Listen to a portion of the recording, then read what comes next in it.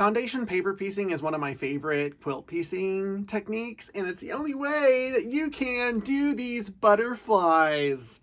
Like, look! And if this is your first time here, my name is Matthew of Mixed Domestic. Hi! This is an inclusive sewing and crafting space and brand where I want to make sure that everyone who has ever felt othered in a crafting, sewing, quilting space feels welcome here. But of course, everyone is welcome. This was actually the first foundation paper piecing pattern that I ever did. It's by Nicole of Lillyella, and it's a free pattern that is a symmetrical small block that you can create one or all three.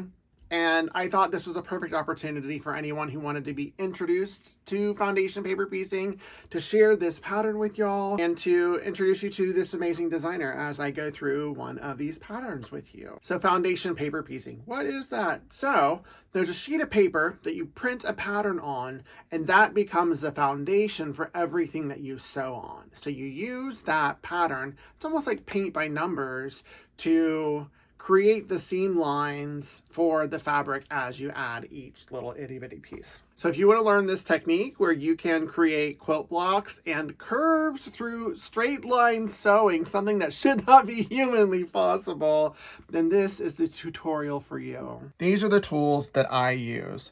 I use a seam roller so I don't have to iron and go back and forth.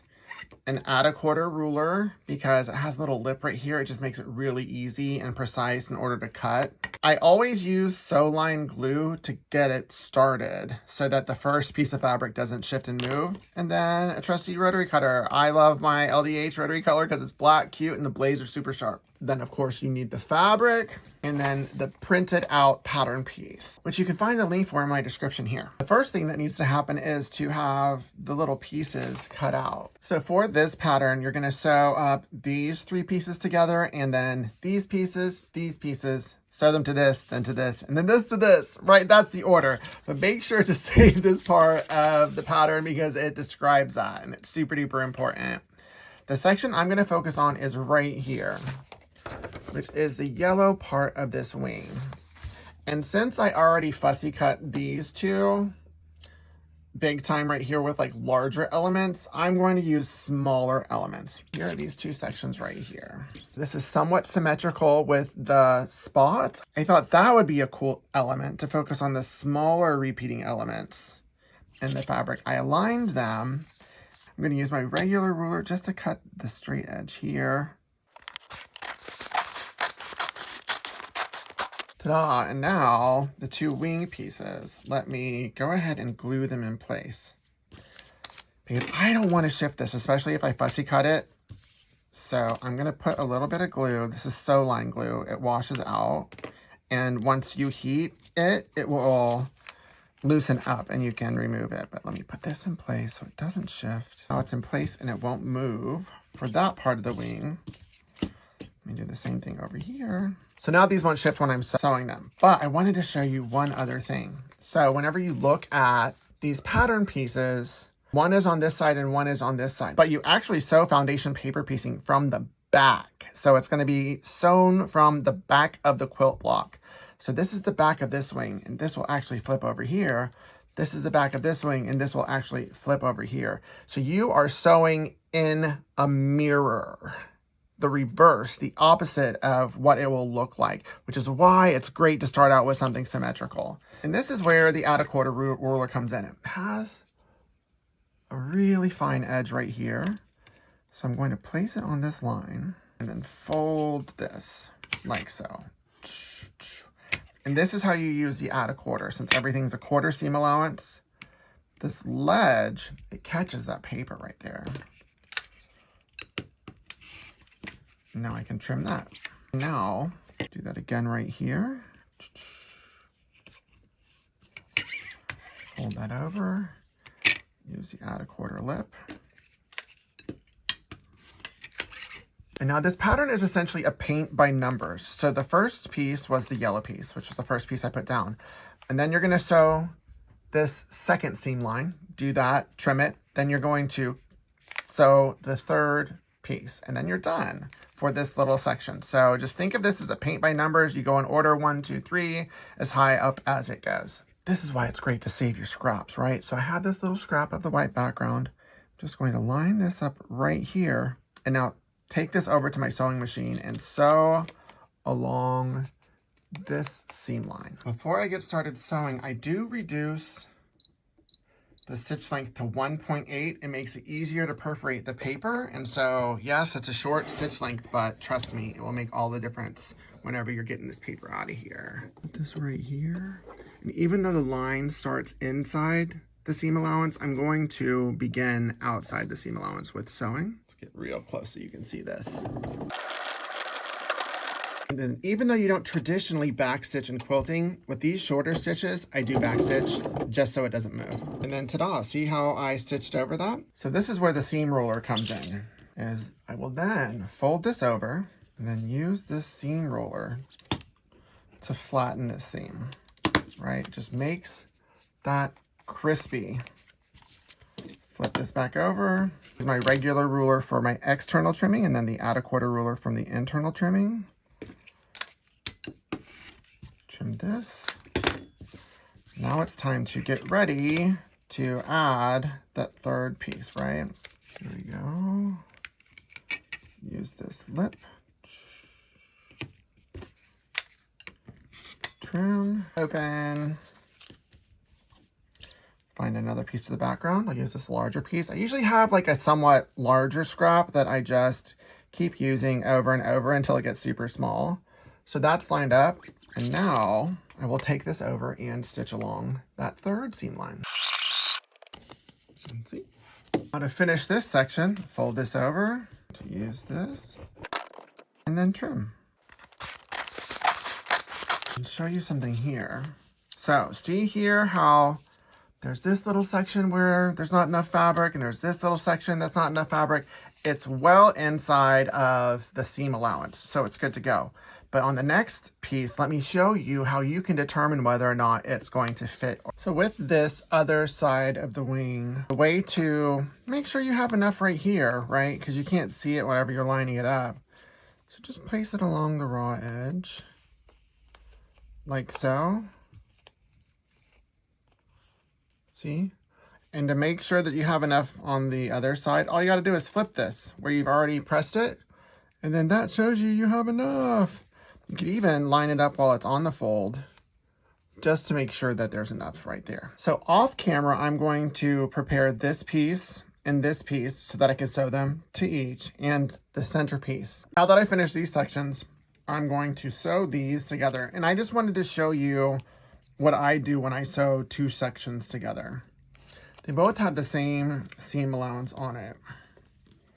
And this pattern is so awesome that it lines up perfectly. And I'm gonna take this and sew along the seam line. I've clipped it to make sure it doesn't move.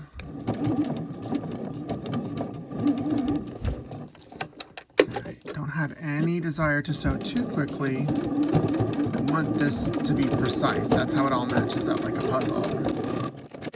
So I have these three sections done. And now here, since this is two sections that have been joined, I'm going to remove the paper that's inside of the seam allowance on both sides to remove some of the bulk. And that way it's not hard for me to remove the paper for those itty bitty bits that get trapped in the seam allowance when you're sewing multiple pieces together, like so. And this one, I'm going to press the seam allowance down, like so. Really flatten that seam. This is where I go to the pattern instructions that say to do D1 to D2, done that, and then piece that to E. D1 to D2, and then to E. So I'm going to put these together following the same. Line these up. Look at that, fits perfectly together. And I'm going to do this off camera since it's the same basic process as joining the other two pieces together. Look at the bottom of the butterfly, it's done. And then now I just have the top to do. And I am going to show you one of these because there's a lot of pieces to it. Without me explaining it, I'm just going to show you the back and forth and back and forth and back and forth of it so you can see the flow of doing a section with more pieces to it.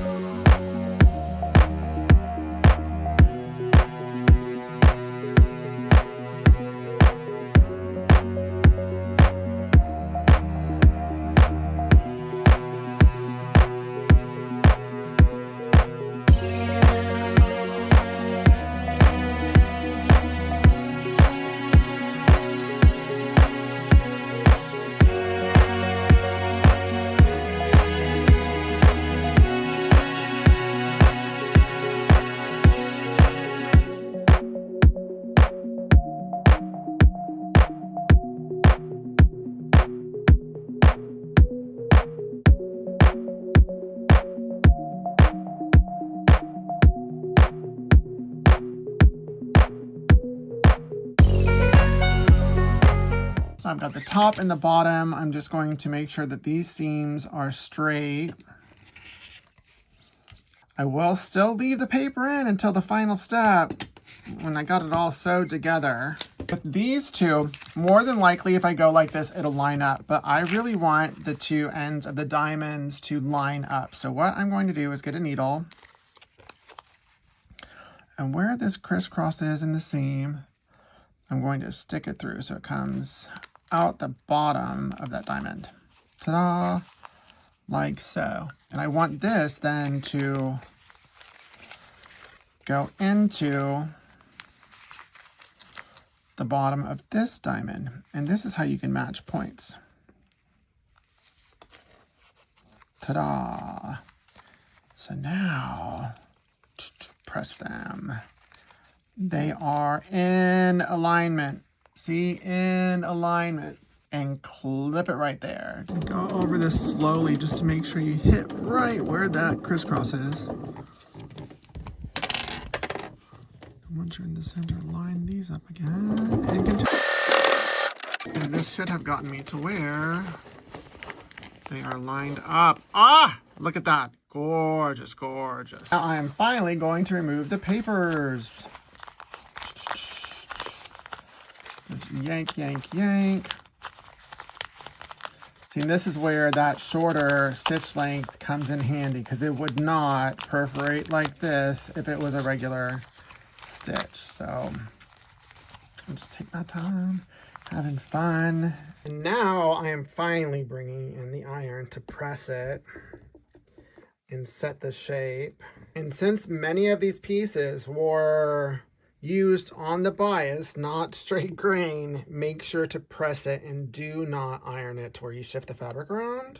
So I've done this, and then this center seam, because it's so much bulk, I am going to press it open. It's the only one I'm going to press open. Look at what we did. Flap, flap, flap, flap. And here are the other two. Ah, gorgeous. So if Lillyella is new to you, wow, she's got some great patterns. When I first started out, I went to these, and then I did a midnight bite pattern, which is a big bat, and it was so much fun to piece together. And she has a lot of other patterns. So yes, 100% make sure to go to her site and check her out and see everything that she has, because every one of her patterns is next level. Not only that, but when I was first starting out, and not everyone was super kind to me, she gave me a lot of tips and tricks on how to write patterns and in the business that I still use today. So I will always, always, always be grateful for Nicole of Lillyella. So hopefully you enjoyed this beginner-friendly tutorial into foundation paper piecing, because it's a technique that is really, really fun, that will break your brain into the possibilities of what you can create with fabric and thread. So if you enjoyed this video, don't forget to subscribe and then hit that little bell to get notified anytime a new video comes out. And until next time, happy sewing.